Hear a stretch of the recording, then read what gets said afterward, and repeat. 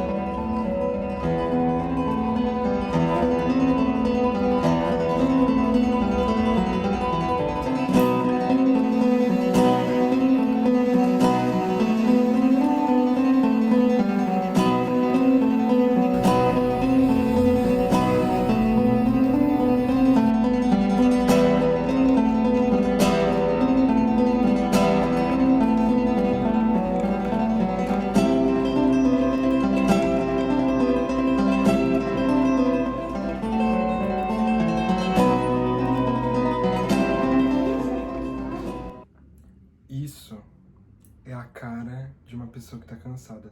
Inclusive, cadê meu óculos? De verdade, eu sento pra gravar o vídeo e tem sempre alguma coisa que eu esqueço.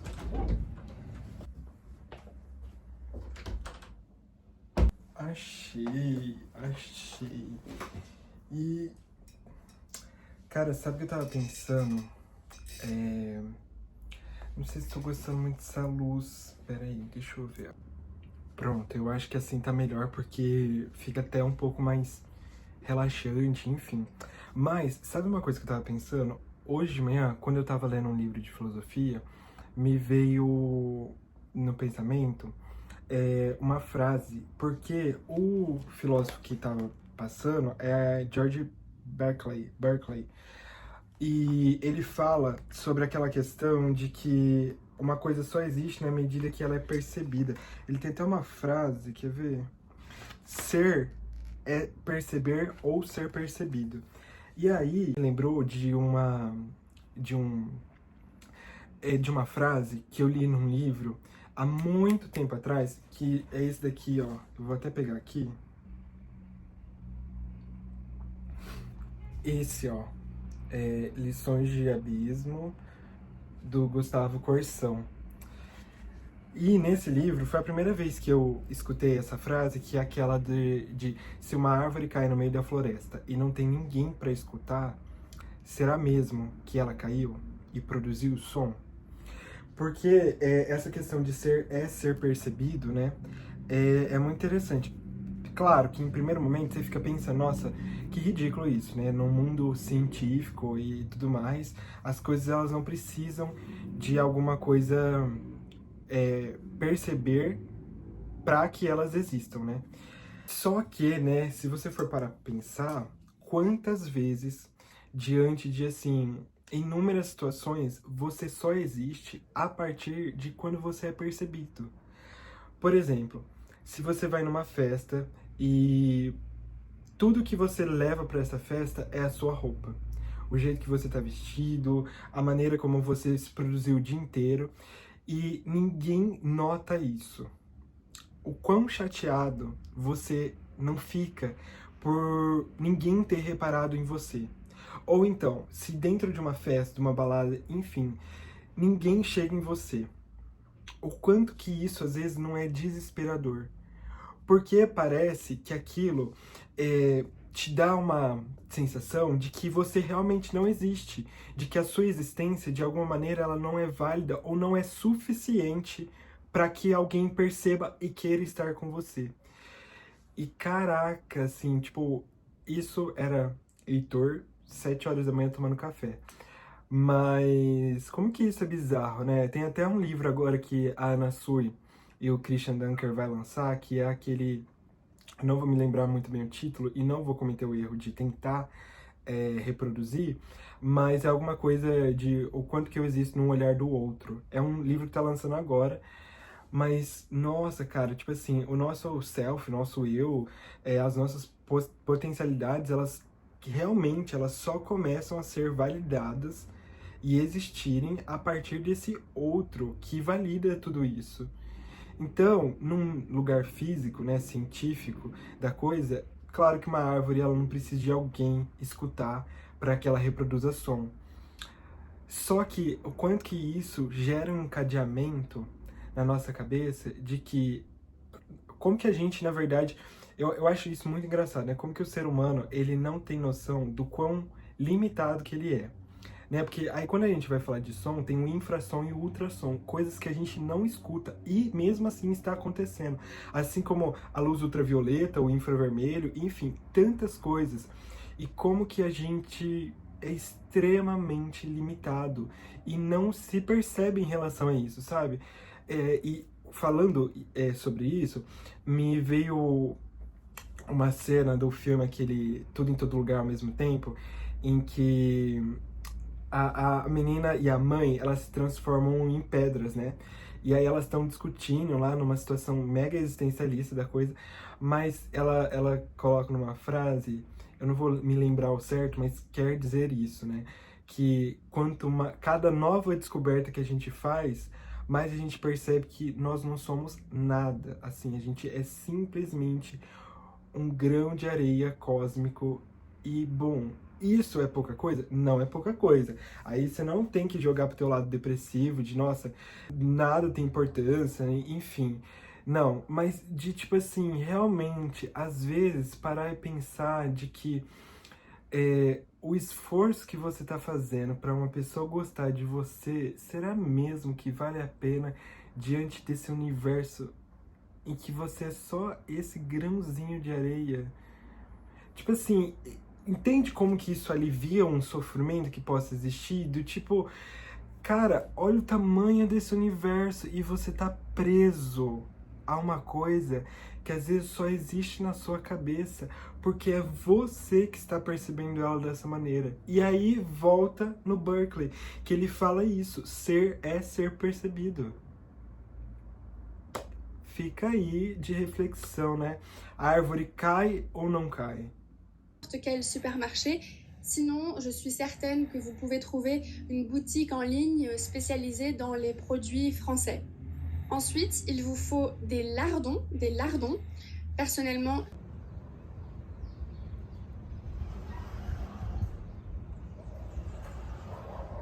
Atualizações para eu encerrar esse vlog. Primeiro que eu estou engomadinho assim, porque inclusive esqueci o relógio, vou ir colocando enquanto eu vou falando com vocês. Mas finalizei o meu 5º período, então é oficial, eu agora estou como meio psicólogo. E, bom, o que eu pretendo fazer agora nas férias, né? Ler bastante, estudar coisas que eu não estava conseguindo estudar. Uma das coisas que eu fiz, né, recentemente foi... Eu até tinha colocado lá no Instagram, que é isso daqui, ó. Não sei se vai dar pra ver muito bem, mas é tipo...